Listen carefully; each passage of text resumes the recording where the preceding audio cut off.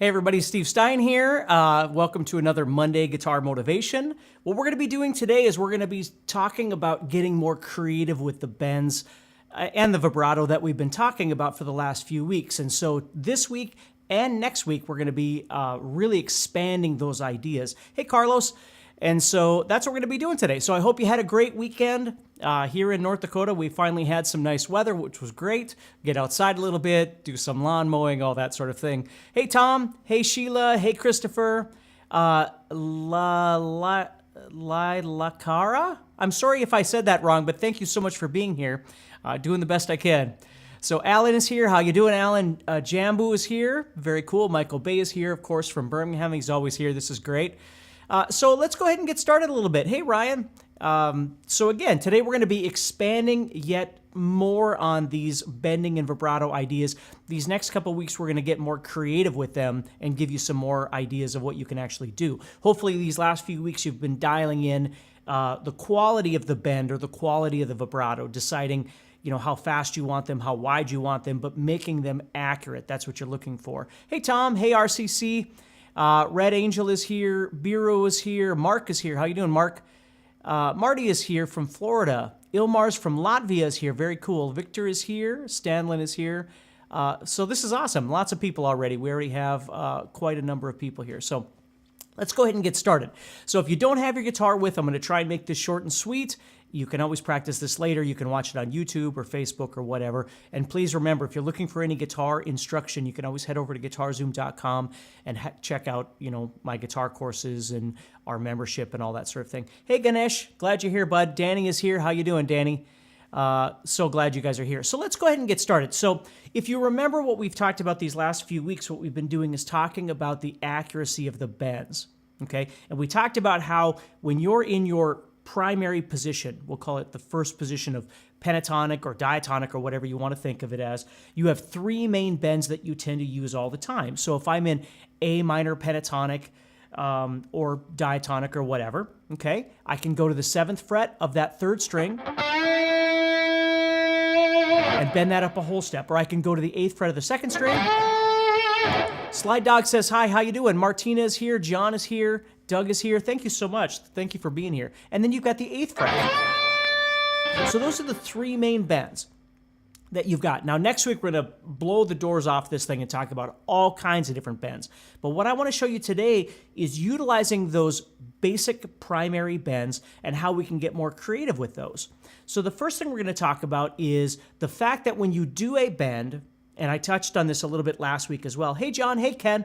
I talked about this a little bit last week, but when you do a bend, one thing that you need to understand is you need to get out of it. Like you need to escape that bend somehow and move on to something else. Now, obviously, one way that you can do that is you can stop playing entirely. I mean, you can do a bend and then stop the string and then move wherever you want. That's a very easy way of getting out of that. Okay, hey, Scott. How you doing? The other thing that you can do is you can escape by either going forward or backward in some capacity. So let's talk about that. Hey, Joe, thank you so much for being here. So what I'm going to do here is I'm going to take this 3rd string basic bend on the 7th fret, which is a whole step bend we've been talking about. Okay, and I can understand that I can bend it up and then bring it back down. And then I can move wherever I want, right? I might go backward, right? Or I might go forward, and that's what we want to talk about. So before I get into these connection pieces, what I want to show you are a couple things that you can do with that bend if you haven't tried these. So one thing is that I told you about ghost bending, which is when you pre-bend it, and then you come back down. Hey, Felipe. Hey, Blackmore.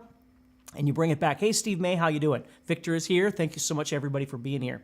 So you can bring that back down. Now, you might bend it up and then just bring it back down. Hey, Arno, greetings from Austria. I'm so glad you're here, Arno. Having a great day. I hope you are, too. Danny is here from South Carolina. How you doing, Danny? Okay. Mike Rudolph is here. How you doing, Mike? So you see, I can bring it up, I can bring it back down, or I can pre-bend it and bring it back down. Okay? But the other thing that you can do is you can practice repetitive bends, like Joel Walsh when you hear these sorts of things. You might try something like that, or bending it up. right? Where you do it multiple times, where you're sitting there doing that same action. Edwin is here from Costa Rica. How you doing? Dorian is here. Awesome. Thank you so much for being here. Okay. Steve on bend. Seems at times the music situation calls for an up bend and then other times a down bend. Well, again, it all depends on your fretboard, right? If you're on the 5th string, you can't bend up because you're going to go off the fretboard. And if you're on the 1st or 2nd strings, you can't bend down because you'd go off the fretboard. So that's really the difference. Like, I would always prefer to bend upward because then what we're going to talk about today could happen. If I bend downward, what I'm going to talk about today you couldn't do. So that's what we'll talk about. But yeah, out of necessity, if I'm here and I want to do a bend, I got to go toward the floor. And if I'm here, I got to go toward the ceiling. Everything else in between could be whatever. Oftentimes when I do my first finger bends, I'll do those with my toward the floor. But when I do my control bends, which is what we're going to talk about today, then I tend to bend toward the ceiling. But listen, everybody's different. You'll see why when we get into these, why it makes a difference, because you can't do the bends. Like, it would make what we're going to talk about today physically impossible. But we'll get there. So as I'm doing this bend, I understand I can bend it up, I can bring it back down. I can start with it up and bring it back down. I can do that repetitively. So let's talk about some other escapes before we move on to these connection bends.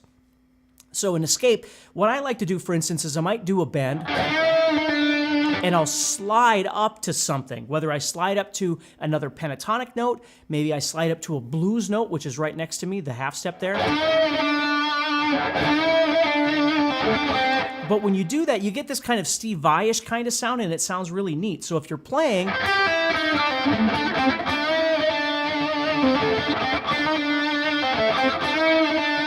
and what's really happening there when I do that is I'm bending it up, and then very quickly I'm bringing it back down to static, if you remember static, where it's just the pitch, just the string, and then I'm doing a little slide. But it sounds really neat. It's a really neat way to get a different kind of sound. Because often that's what we're looking for, is if we've dialed in technique and we understand our phrasing and that sort of thing, what we're looking for is creativity. So, and that's kind of what the next 2 weeks are going to be about, are trying to find different and unique ways to do some bending to break up the monotony of what you might already be doing. So that's something you could do. So we've got bending up, bending down, we've got repetition on either side of that, and now we've got this little slide idea, okay? Now let's take that slide idea and go even further with it. So I might do something like this, where I bend it up, and then when it's bent, I start sliding my hand up into another position on the fretboard. Right, so now I'm moving up to the 12th and 14th frets up there through that bend. And so you can always escape that way too. You can simply slide to something else. Whether or not the bend stays bent, whether or not you bring it back down, it's okay, because again, all that stuff in between the 7th fret where I'm bending and the 14th fret where I'm landing is just out of tune anyway. It's the effect. So if you brought the string back down and slid, or you left it up, you'll notice by the time I get to the 14th fret, I'm static again. I'm just laying it flat. So that's something that you can do that works really well, okay? So those are different ways of escaping that you can practice this week. So now let's move on to the big thing I want to talk about are these connections. So if we understand that what we're trying to do, again, in theory, is escape from the bend. We've got this bend, and we're trying to get out of it and go somewhere else. So some of the logical and very common places that you do this. Hey, Scott Lamone is here. I'm so glad you're here, buddy. So what you're going to do is you're going to bend that up, and we're going to connect. So we're going to talk about some different connectors today. So I'm bending the 7th fret up, and I'm going to connect to the 2nd string. So what I'm going to do is, to begin with, I'm going to take this first finger and I'm going to place it on the 5th fret of the 2nd string. Now again, pentatonic, diatonic, whatever you're thinking of, I'm in A because I like to do a lot of my examples in A, but you could do this in any key you want to be in, okay? Hey, David. So as I bend this up, what I'm going to do is connect to the 2nd string, 5th fret there, where my first finger is. Another pentatonic note. Hey, Vince. So in order to make that function, what happens is I've got to find a way. If I think about a piano moving from 2 notes on the piano, I either want them to be disconnected or staccato, or I want them to be as legato or smooth or connected as possible. And that's what I have to choose here too as I play, is do I want it to go, do I want a space in between, or do I want it to feel like it's just simultaneously moving from one note to the next? You see, and it's up to you, it doesn't matter, but if you're doing it where it's going to be more of a legato kind of feel, the trick is that you've got to try and connect that bent note to the second string note with very little space in between, if any space at all. Now remember, the catch for me is that I'm using the tip of my index finger to touch the third string. So when the bend comes back, the string doesn't make noise, okay? It's because my first finger is touching the tip of my first finger is touching that third string. So when I let go of that string, I'm not getting any noise from that third string. The other thing that I do as a catch is that I tend to use this kind of chubby part of my thumb here to kind of touch that third string when I leave. These are just automated things. I don't think about them anymore, but that's those kind of the dual catch that I have to make sure that that string doesn't make any noise. And then also remember that the rest of this thumb right here is also deadening all these other strings so they're not making noise. And the first finger is deadening all the strings underneath here by lightly touching this so they're not making noise. And again, we would have talked about this in one of the earlier lessons, so you can always go back and watch those if you need to.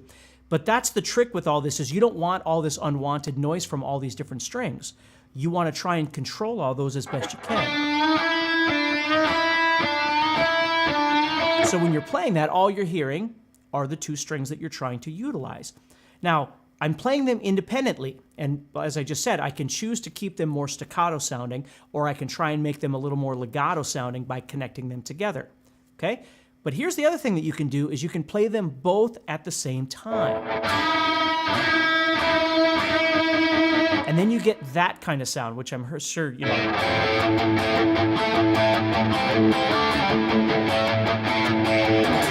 Right, that kind of sound where you're playing them together. So you're bending, because if you think about it, they're both the same pitch, right? As I move this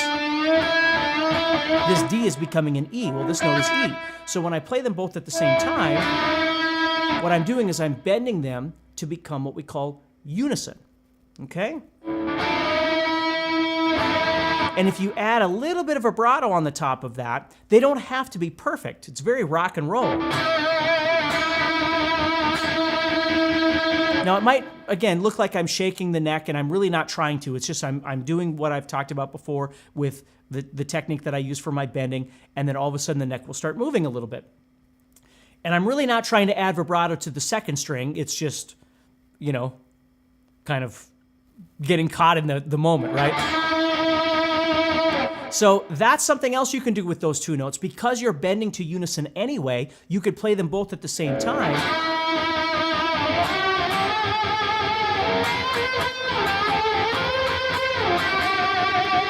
And you could do that kind of thing, right? And it sounds really great when you do that. So that's something else that you could do. You could be playing some sort of lick or idea, and then go into that, or you could move into a unison idea, and then maybe that moves you across the fretboard, and now you're somewhere else, just like you did when you went, and now you're somewhere else. Okay? I always love to use those kind of things in my playing because, again, I'm going to do one of three things. Either I'm going to stop playing it and then move, I'm going to build and move, or I'm going to do something like this where I'm using basically a slide or an upward motion, if you will, to move somewhere else on the guitar.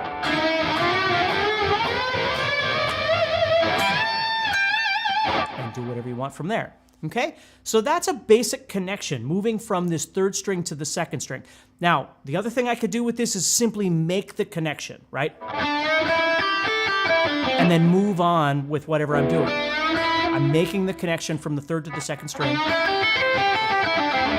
and then moving on. Or I could repeat those two things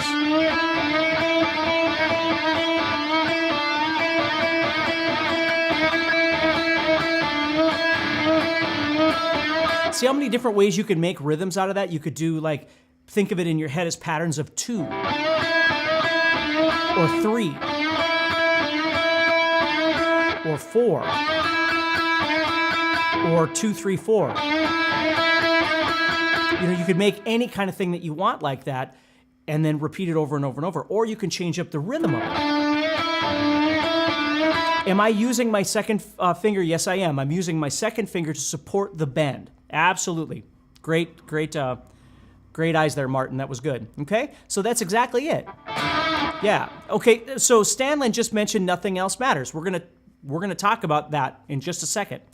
So if that makes sense, you can get caught in a loop, which is a lick, really, right? When we go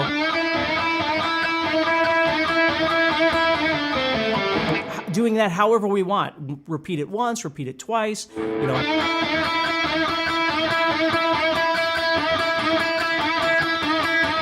You know, whatever it is you want to do with that, or change the rhythm. And then you can either escape by going upward or downward, right? Just coming out of that however you want, or you could always escape into something else. And again, you can slide down, you can do whatever you want, but you get the idea. So the next thing we're going to do is we're going to skip the second string and we're going to go to the first string, okay?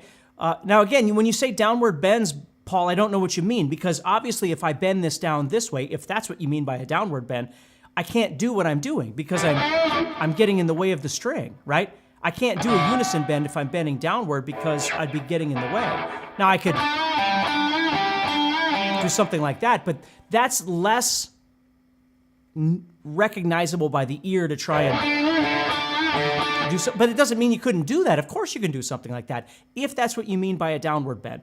But you can see how physically bending toward the floor is going to cause an issue with everything we're talking about today, because we want to stay away from the second and the first strings to do this sort of thing. Ryan says, like Johnny Be Good, which is exactly right. We're going to get to that in a second too. So if you think about it, now what I'm going to do is I'm going to skip the second string. I'm going to go to the first string. So now I'm jumping over the second string.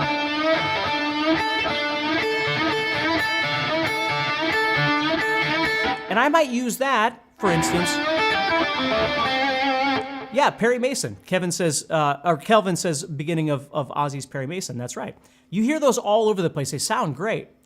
So now what I'm doing is I'm skipping that second string and I'm heading to the first string. And in order to do that, same rules will apply, but it doesn't have the same effect.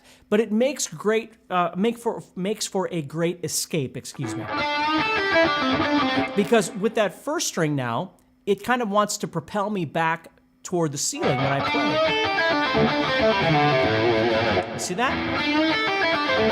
So that's what I like to do with the first string, is I'll tend to move from that third string to the first string, and then I'll work my way back the scale in whatever capacity. My point is that you can connect from the third string to the second string with the first finger, or the first string with the first finger, okay? Now, to get to the Johnny Be Good thing, you can play both of these by pressing on them both at the same time and do a connection like this.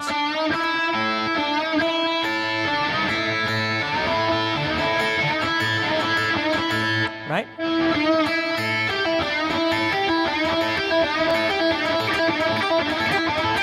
Trying to remember what Led Zeppelin tune that is, but I mean, it's so many songs I know. But the point is I'm pressing on those two at the same time, but I'm still playing them independently. So I'm playing third string, second string, first string. Now I could go the other direction.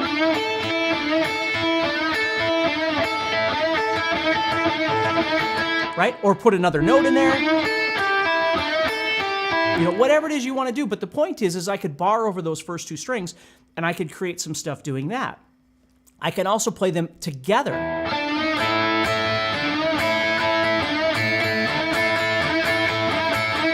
And now again, this is where the kind of Chuck Berry thing comes in. When I'm playing them together, I might start using patterns of 2 or 3 or something like that, like I was doing with just the second string. But it sounds pretty cool when you use both strings.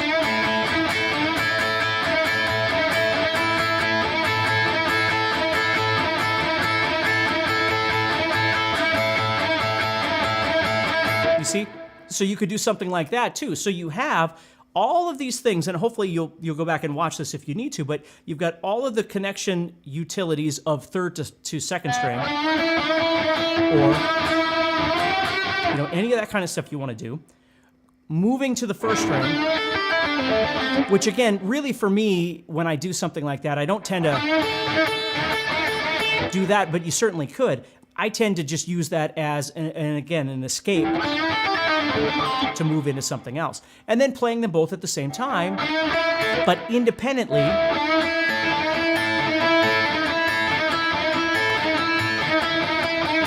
And see how I could do 3-2-1, 3-2-1, but then I could go 3-2, 3-2, 3-1, 3-1. Like, you could make any kind of mathematical pattern out of any of that stuff that you want.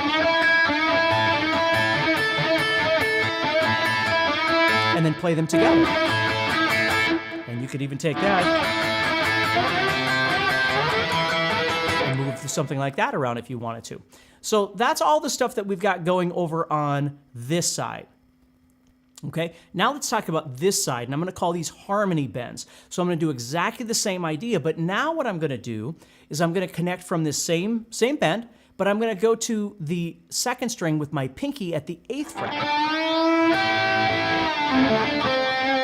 Okay, now you get the Nothing Else Matters,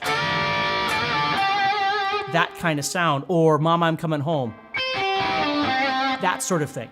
So what's happening now is I'm bending from that same place, 7th fret, but I'm connecting to the 8th fret of the second string on this side with my pinky. So I could keep them independent. And this is a little bit harder to use as an escape, but you certainly can. You can do something like that or something like that. But they really sound great in this Southern rock kind of context of being able to bend. And then all this stuff in between, now I'm doing those reverse bends, right? And they sound really great as a harmony bend. You'll notice as I pick this, right? Or bend them up. Okay, so, and again, there's all kinds of things I could show you with this, but I just want to get you started this week with understanding these. So, just lots of really cool stuff you can do. So the harmony bends for me, when I use harmony bends, I tend to use both strings together a lot more than I do separate. But you'll notice even when I'm doing something like that, they're overlapping each other. I'm not keeping them separate. They tend to wind up, for me, they wind up overlapping.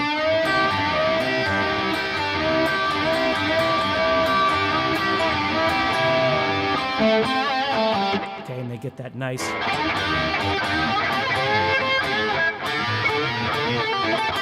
kind of sound. And then what I can do is I can skip the second string, go to the first string. And again, for me, that would be an escape. So as I do that, it's propelling me to do something, okay? What I would tend to do more with something like that is press on both of these at the same time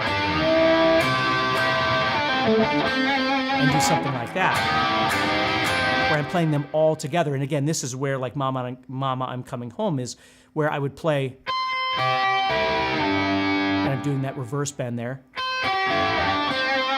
Yeah, have a drink on me, Frank says. That's absolutely right, yep. You see, stuff like that. So when you're playing these, again, going back to Nothing Else Matters, it sounds more aggressive. When you do these, those are great for climbing or descending or something like that, but these harmony bends are really great for creating that harmonic kind of thickness.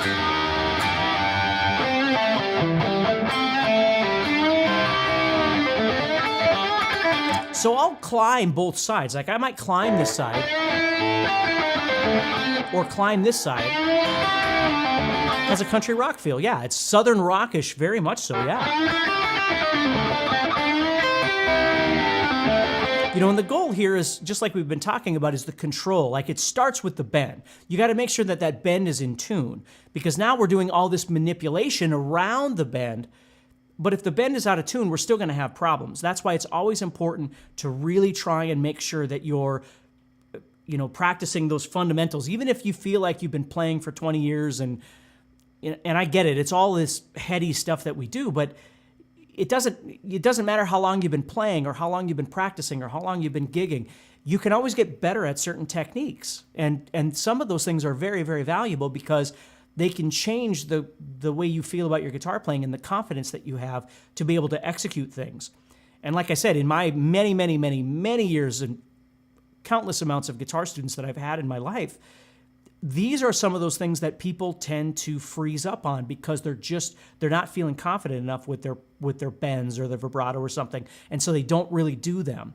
Certainly don't do them as much as they should because, again, this is kind of, I always think of, to a certain amount, guitar playing is like singing, right? These are the things that allow us to sing on the guitar, our bending and vibrato and things like that.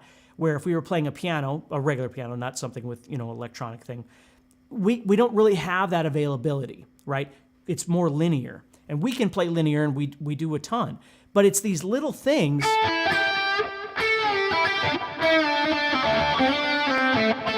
that can really make your playing, it's not faster or more or anything. It's not those, they can be, but it's more the fact that you can make all these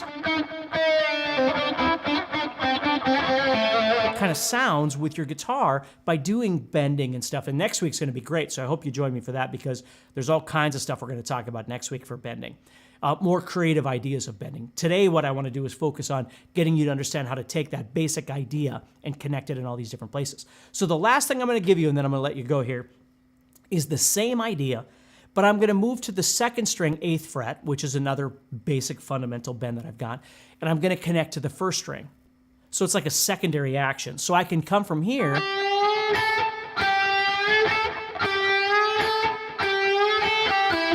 you see? So I can bend up and connect to that, or I can play those unison.